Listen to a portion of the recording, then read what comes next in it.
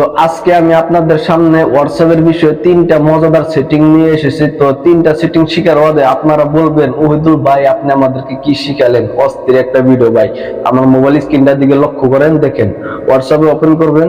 তো আপনি যদি কাউকে ফটো বা ভিডিও সেন্ড করতে চান, তো সে এই ফটোটা একবারের উপর সে দেখতে পাবে না। কিভাবে করবেন কাজটি দেখেন। আপনি যে কোনো একটা আইডিতে চলে যাবেন, আমি এই আইডিতে চলে যাচ্ছি। তো আপনি যেভাবে ফটো দেন তাকে সেভাবে যাবেন আপনি এখানে। তো এখান থেকে আপনি একটা ফটো সিলেক্ট করে নেবেন। তো আমি এই ফটোটা অন্যজনকে পাঠাবো, এমনকি সে যাতে স্ক্রিনশটও নিতে না পারে, আর ফটোটা একবারে সে দেখতে পাবেন। তো কিভাবে করব, তো এখানে দেখেন যে একটা ওয়ান লেখা আছে, এখানে ওয়ান লেখা আছে, এখানে ক্লিক করবেন। তো এটা হয়ে গেল। তো এখান থেকে আপনি ডাইরেক্ট ওনাকে সেন্ড করবেন। তো এখানে সেন্ড করার পরে এরকম ভাবে যাবে, ফটোটা এরকম ভাবে যাবে, দেখুন। তো এটার মধ্যে সে ক্লিক করে ফটোটা দেখতে পাবে, সে একবারই ফটোটা দেখতে পাবে, দ্বিতীয়বার সে দেখতে পাবে না।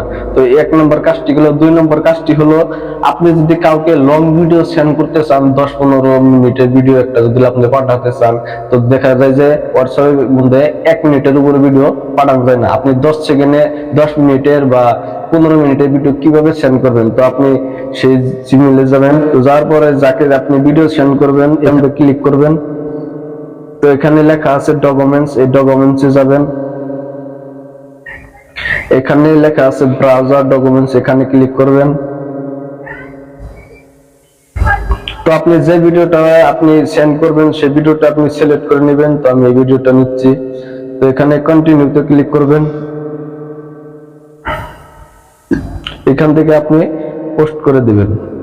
তো 3 নাম্বার কাজটি কি করবেন, তো আপনাকে যদি অপরিচিত কোনো নাম্বার থেকে যদি আপনাকে হোয়াটসঅ্যাপে কল দেয়, তো সেই কলটা আপনার এখানে শো করবে না। তো আপনি কল হিস্ট্রিতে গেলে সেই কলটা আপনাকে এখানে দেখাবে। তো কাজটি কিভাবে করবেন, তো দেখেন এখানে 3 ডট আছে, এখানে ক্লিক করবেন। 3 ডটে ক্লিক করার পর এখানে লেখা আছে সেটিংস, সেটিংসে যাবেন। এখানে দেখেন সেটিং লেখা আছে, সেটিং এ ক্লিক করবেন। সেটিং এ ক্লিক করার পর এখানে লেখা আছে প্রাইভেসি, এখানে ক্লিক করবেন।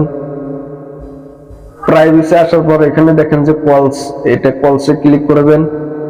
কলসে ক্লিক করার পর এই অপশনটা যদি কালে আপনার অফ থাকে এটাকে অন করে দিবেন। এটা অন করে দিলে আপনাকে কেউ যদি অপরিচিত কোনো নম্বর থেকে যদি কল দেয়, তো কলটা আপনাকে এখানে শো করবে না। তো আজকের ভিডিওটা এখানে শেষ করছি। তো দেখা হবে পরবর্তী কোনো নতুন ভিডিও। তো ভালো থাকবেন সবাই, ধন্যবাদ।